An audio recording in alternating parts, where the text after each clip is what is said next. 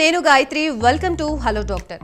భారతదేశంలోనే తొలిసారిగా insulin hormone పరీక్ష చేసి తద్వారా డయాబెటిక్స్ కంట్రోల్ అండ్ రివర్సల్ చేసే centre HOMA health care centre. So HOMA health care centre నుంచి MD physician, professor of medicine, diabetic specialist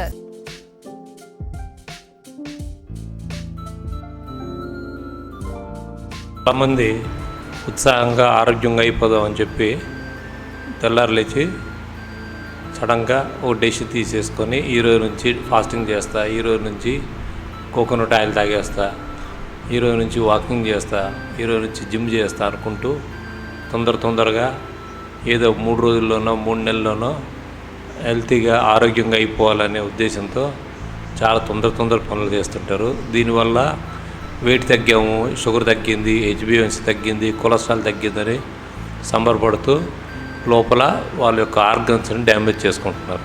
కాబట్టి మీరు ఎటువంటి స్టెప్ తీసుకోకముందు ఫస్ట్ హోమా హెల్త్ కేర్ ప్లాన్లో బ్లడ్ టెస్ట్ చేసుకొని మీ ఇన్సులిన్ ఎంత ఉందో చెక్ చేసుకున్నాక fasting insulin into fasting blood sugar divide by 405. If it is more than 2.5 it indicates HOMA insulin resistance. ఇది ఉండి వేస్ట్ సర్కంఫరెన్స్ నడుము కానీ 85 సెంటీమీటర్స్ ఎక్కువ ఉంటే మీరు చాలా జాగ్రత్తగా ప్లాన్ చేసుకొని చేయాలి. అంతేకాని వచ్చింది కదా ఇదే టైము మళ్ళీ టైం దొరకదు అన్నట్టు మీరు అడ్డదిడ్డంగా చేస్తే ఫస్ట్లో తగ్గినట్టు అనిపిస్తుంది, కానీ తర్వాత మీకు ప్రాబ్లం స్టార్ట్ అవుతాయి.